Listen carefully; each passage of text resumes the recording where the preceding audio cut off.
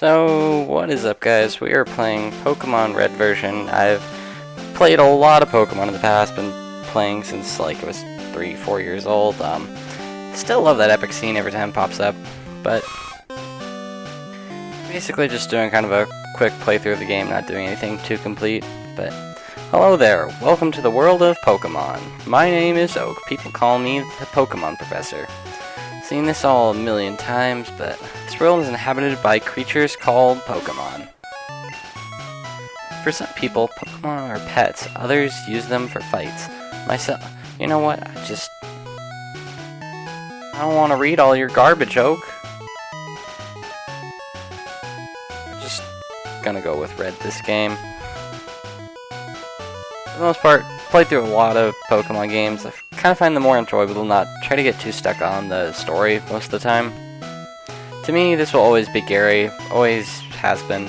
The newer game, in the new Pokemon Let's Go game that came out, they had a different rival that replaced him in the Kanto region. It was not the same, but I've primarily played a lot of like from 3rd generation and above, so I've only played through the Gen 1 games once, so that's why I thought it'd be fun to kind of go through them again. But you can always, in most of the Pokemon games, you can get a potion out of here, so always good to make sure you get that out of there.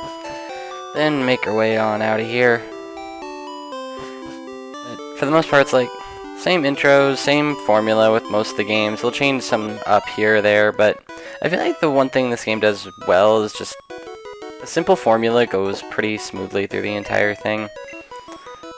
Like, a lot of it's like, you don't need to really read what's going on. If you want to just mash A, you can. If you want to read the story, you can. There is some stuff going on.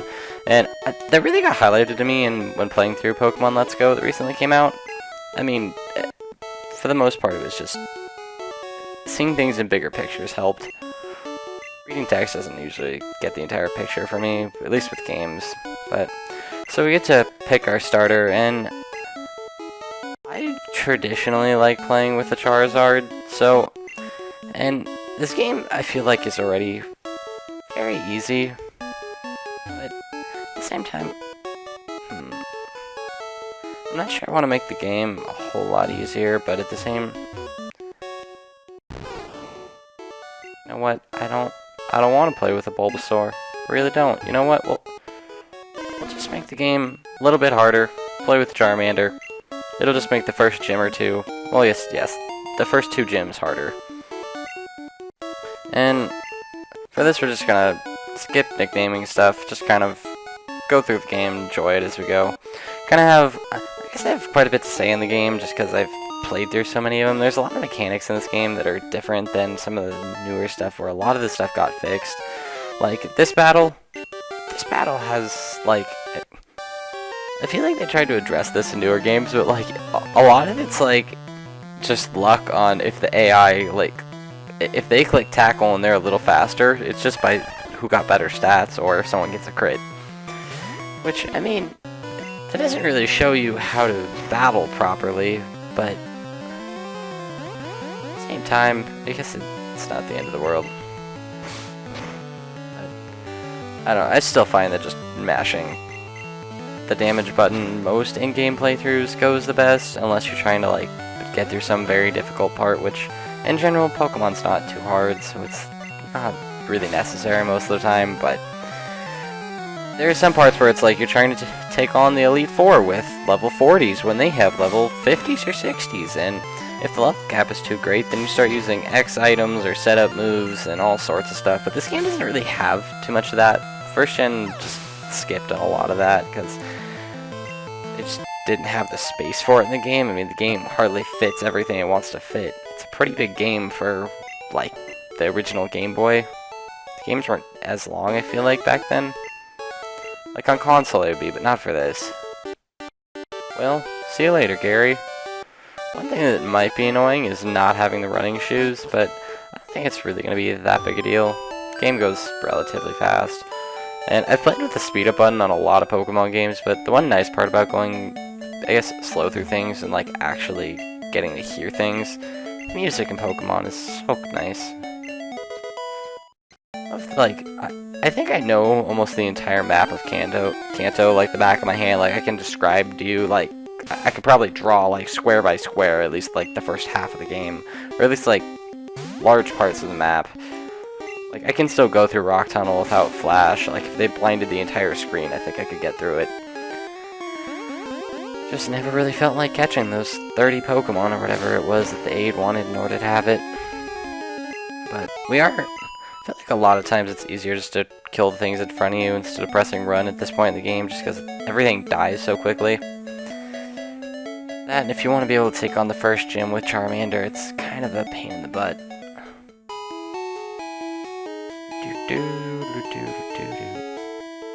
So, gotta go pick up the parcel. This was, like, so confusing as a little kid, because I played through Fire Red and Leaf Green, which is, it has the same problem, where it's like, okay, what are you supposed to do once you're here? Like, but I feel like there aren't that many things like that in this game, where it's hard to know where you're going, and if you just move, like, 10 feet, you would have figured it out. It's just, 5-year-old me did not have much endurance as far as patience on things, and did not want to wait around trying to find the solution. I just wanted to go through the game holding buttons and being able to mash A as my Charizard blasted through everything. But that doesn't always make for the best game design. Okay, Oak. I'm back. Give me that Pokedex. You must be talented as a Pokemon trainer. It's not as though over 50 million people have done this before. No! It still amazes me that Pokemon Red and Blue have better sales than the rest of the games, any of the other games that came out. I think they're still in like the top 10 games ever sold. Like, I wasn't alive when the Pokemania thing happened when it first came out, but it still amazes me how much that blew up. Take these with you. It's the Pokedex. It's annoying how long the intro to a lot of Pokemon games are, where it's like, oh yeah, the first hour is going to be just complete intro. Or when they made the remakes of this game and they wouldn't give you the running shoes until after the first gym. Okay, Gary, bye. See you later, boy. I'll be seeing you in Cerulean City.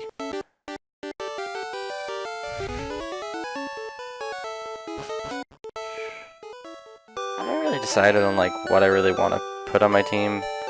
I forget if in this version they have like Mankey and Nidoran like off to that route to the left, but I know you can still fight Gary early again, so I think we're gonna do that. It's nice just for XP wise. I'm all for making like doing runs on low amounts, but it's just kind of nice for not having to deal with like trainers being a pain in the butt.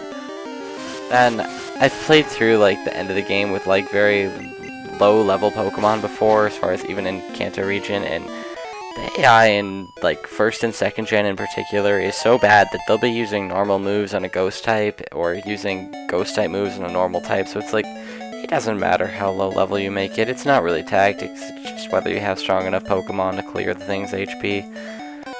Now, when you get into later generations it gets a little different, but not in this one.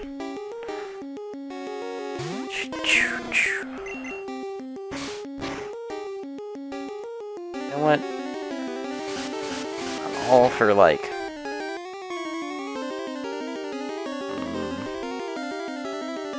I've used a Pidgey 9 million times. I love Pidgeot. It's just cool design to me, but I think this time I'm gonna end up using a Fearow instead. Better in this game, and teach Charizard Fly because it looks like a donkey in this game, and I don't really know why they decided to have it that way, but anyway, moving on. Have to usually level 9 before it's good to go take stuff on, but I do want to go walk over to that other route to see if we can catch something that'll be worth, like, helping us for the next gym. I feel like the beginning of this game, like, it's really easy if you pick the other two, but if you pick Charmander, they kind of make it more difficult than it needs to be. And I don't think it learns Metal Claw in, like, 1st gen. I know once it hits, like, 3rd generation, they give you Metal Claw, but I don't think playing through Red it does. Myself humming along with this a lot. Which, I mean, I guess that just shows, like, how much can get stuck in your head. Don't really need this, but still need XP. So I guess we actually catch a couple things on this route. First, see if there's like a... Actually, I guess Nidoran doesn't even learn like any moves that would help with the gym. I guess it learns double kick, but that could be helpful. In general, I'd be interested in using one anyway. Nidoking is just a monster in these games. When people like speedrun through the game, there's like two different tactics where it's like, wait, did we forget our Pokeballs? Oh, I guess they just never gave us any. Oh, I guess we have to go buy some. I completely forgot about that. But, like, there's two tactics for speedrunning where it's like, Worcester used this tactic on just using a Squirtle and beating the game. It takes around like a little less than 2 hours, like when it's maximized and like full luck and everything. But then there's also this other version where you get Nidoking, and because it's so much stronger than Squirtle is as far as like Blastoise by the end, it's just as fast, which I think is just ridiculous. Like, it just devastates this game. So, 10 Pokeballs. They don't give you a Premier Ball in this game like they do in some other ones, but I never found Premier Balls to really be all that nice, and we're going to want these antidotes for in the forest, and... Will they even let you buy potions yet? Wow, they won't.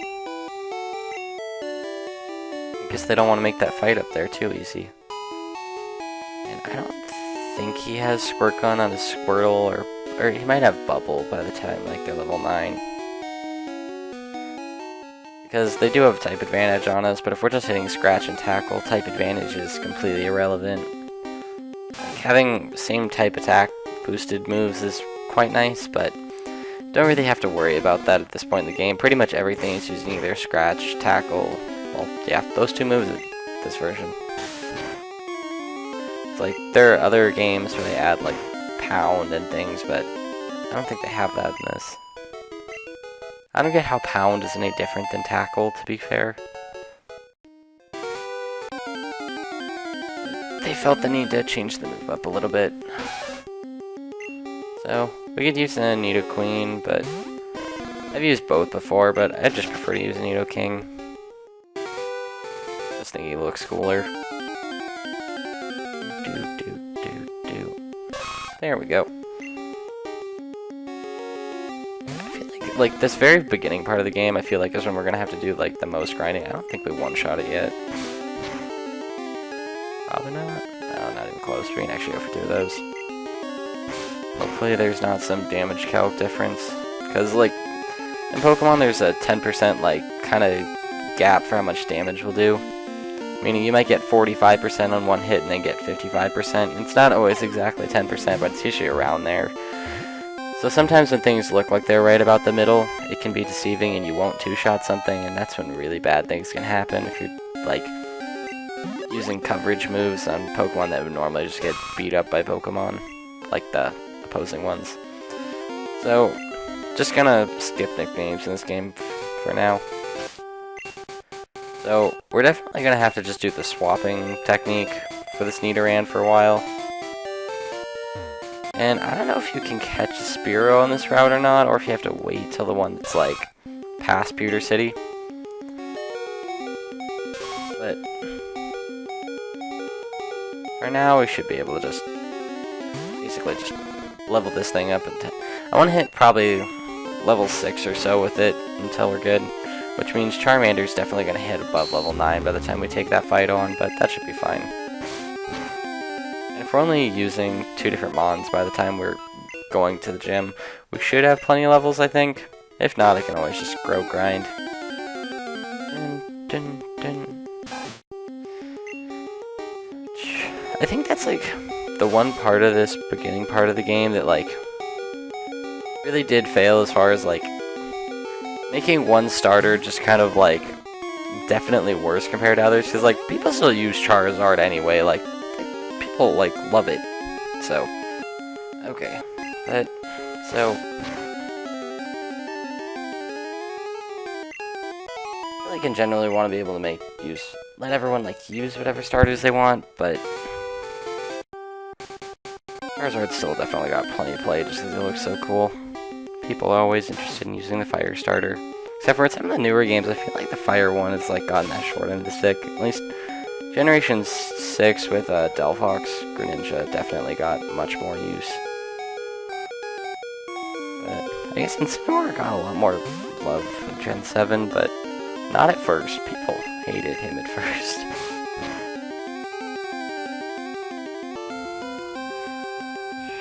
Just weird.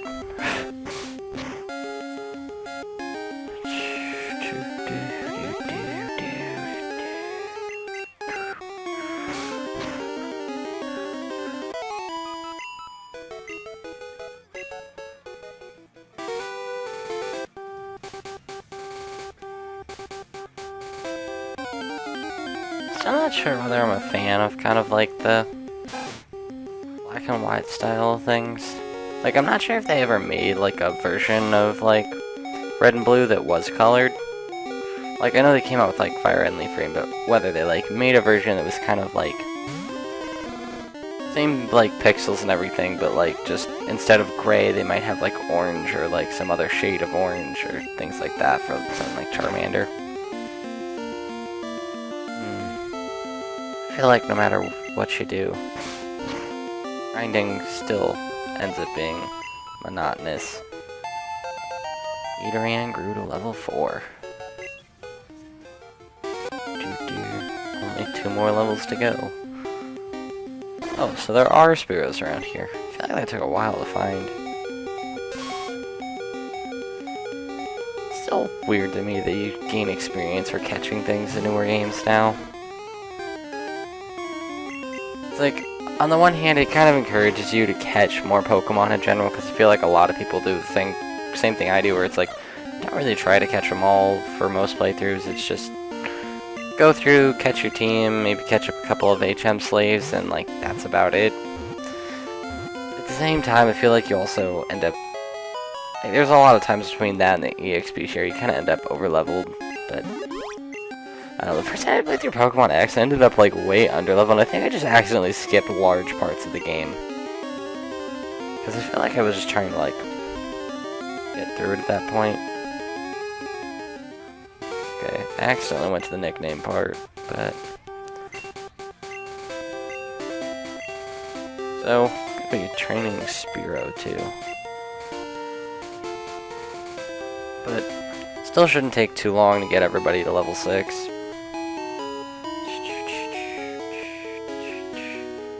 Nidoran learns Double Kick at like level 9 or something like that. So hopefully in Viridian Forest we get to a point where we're like grinded up enough. Otherwise, before the gym we're gonna have to grind up a bit. I don't think Double Kick is super powerful either, so that's probably still gonna be something we have to spend quite a bit of time. Like, we might have to be a couple levels beyond just the level we get Double Kick at. What level Onix is in this game. I feel like they've changed it a few times. They've come out with so many different versions of Kanto, it's just been ridiculous. That is an interesting Spearow animation, nice. Like, there are some of them that I feel like are perfectly fine. Like, Charmander's perfectly good with it. The way Nidoran is right there, perfectly fine. But other ones where it's just like, the pixels didn't work out so well. Like, I've tried like drawing some like the Pokemon as far as like just going on Google Images and looking things up and trying to like make the same thing, but it is really hard, so I don't really blame them, especially when they didn't exactly have tons of pixels to work with.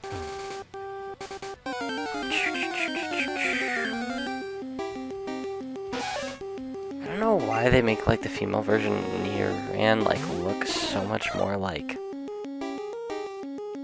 so much less harmful. Like, even the animation itself, it looks very timid looking. And there are no abilities in this game, so you don't have to worry about Poison Point, which is always just really annoying to deal with Nidorans in the beginning of the game, because you'd use Tackle or Peck or something, and it would just, you would be poisoned almost every time. It's like how Poison Sting seems to do it every single time. I think that's a thing with crits in this game, where it just kind of like keeps critting over and over if it does crit. Because like, it did the same damage on all of them, even though on the middle one didn't say we got a crit. Okay, we don't need to go back yet. like grinding a lot of times isn't that bad if you just kind of like get it over with. I think we're having a much easier time grinding this Spearow just by fighting things instead of like having to do the bait and switch, but I'm guessing our Charmander much appreciated the XP because it still needed it on that also. Also, the thing that's weird about an EXP share that shares with every single member of your party, and like, if you turn it off, you're basically losing XP because it's like the main one gets 1 and everyone else gets like 0.5. It's like, nothing, like they're not ever going to be all even, which just like, it drives me nuts while playing because like, the starter is always higher level than everything unless you have some Pokemon that automatically like takes less XP to go.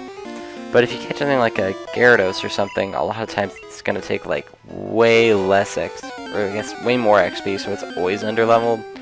Same thing with like Arcanine, which is just cooler Pokemon tend to take more XP to use, which like is perfectly fine. But I don't want to have to deal with problems of just not being able to have everything the same level. OCD problems, man.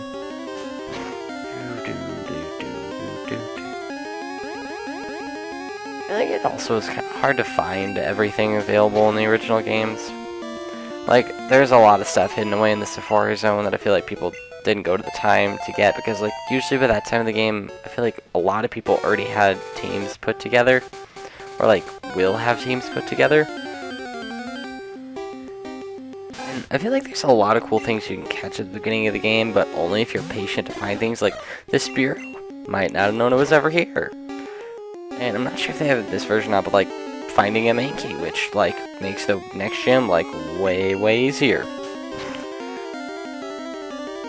In general, all you run into is like Pidgeys and Rattatas and Caterpies and stuff you don't really want. Or you've used it before, but just for the shits and giggles one time, and then all of a sudden it's like, well, that was no fun. It's like you can wait till later in the game to get cool stuff, but a lot of times it's like, they're a pain in the butt to use a lot of times, or they just like won't be that good. Like waiting to use something like Rapidash, like, why would I want a Rapidash when every other fire type in the game is better? Even though it's like one of the last ones you unlock. Like Arcanine, Ninetales, Charizard, like, they all seem like better fire types.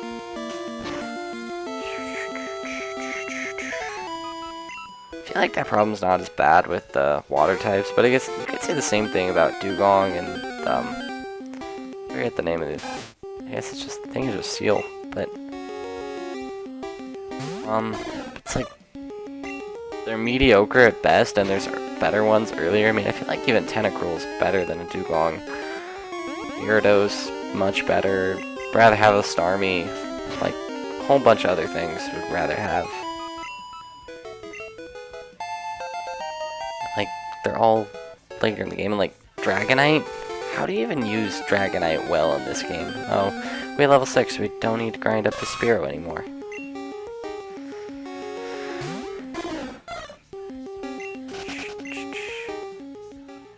So we can just put Mirian in the front. Shouldn't be too much longer on this.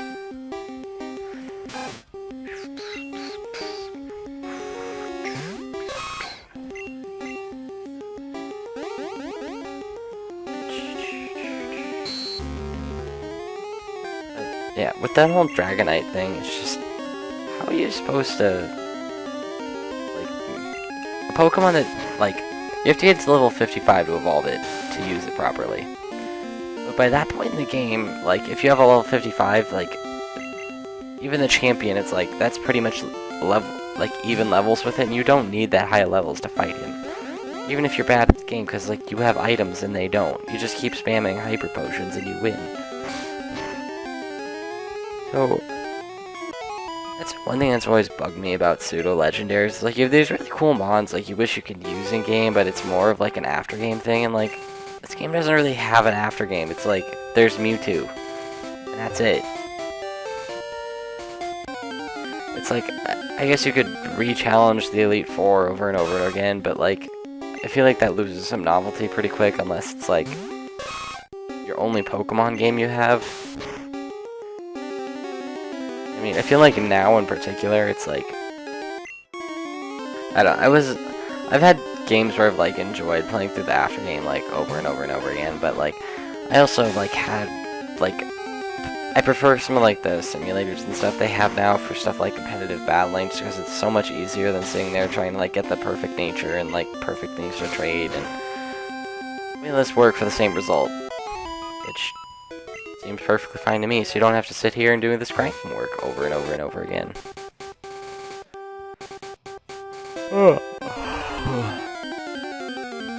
Which takes for freaking ever. I feel like Nidoran just like is not as strong as Spearow at the first few levels. Like, it's really strong because it evolves so early. I think it's the biggest thing. Like full evolution at level like 16 up until like level 30 is just, it's so strong. And even like by the end of the game, it's still really good, which puts it kind of like in that really helpful spot. And I'm planning on evolving it as soon as we hit like level 16, so there are plenty of TMs you can teach it to. Even though for the most part in this game, I feel like you're lucky if you get to have a good like same type move, like Flamethrower or something for Charmander. But like, I still remember playing through this the first time I played through it, and it was like, I had Ember on my Ninetales the entire game, and that was it. I think I got Fire Blast by the end, but still was using Ember just because it was easier. Didn't want to miss things routinely, but like, never really got Flamethrower. It's like, there are some mons where like, you only get normal moves, which inherently just makes them bad. Which is really frustrating for someone like that. There are mons I wish you could use that just can't because it just doesn't have any sort of move pool. Like, I feel like bug types in this game, like, there's practically no benefit to using a Butterfree or Beedrill or even some of the better ones like Pinsir and things because there are no good bug moves at all. I think they have Pin Missile in this game, and like that's it. Why would you want to use that when you could just use like Double Edge, which does way more damage? If you're gonna use a normal type, use a Snorlax. Use a Fearow. Use a Tauros. Anything is still going to be better than a bug type. If you need statuses, just use a grass type. Venusaur is perfectly fine. Executor's great. All sorts of better mons. Now we have level 5. It should be easier to do this. I'm hoping now that it's only on one Pokemon, it should be fairly easy, and then that'll be the end of the grinding. Hopefully there isn't too much we need to do before the first gym.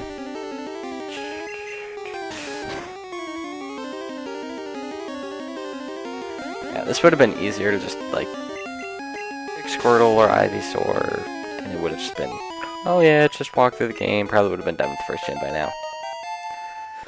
But this way you can use, like, some mons I actually want to use. So, even though he's missing a bit of health, I think we'll be okay to just take on Gary. I'm assuming he still lets you fight here. Yep. Love that music. Hey Red, you're going to Pokemon League? Forget about it. You probably don't have any badges, you loser.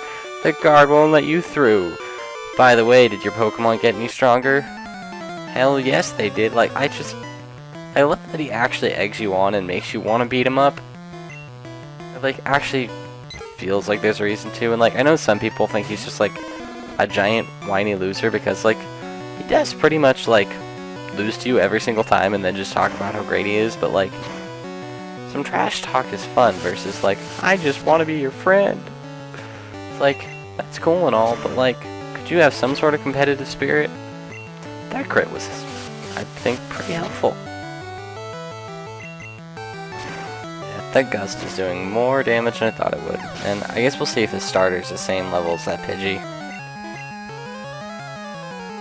I feel like the Spearow would probably do plenty of damage, and I'm not too worried about letting things like take too much damage. Why is the Squirtle wait, what? I did not know about this. The Squirtle is lower than the Pidgey?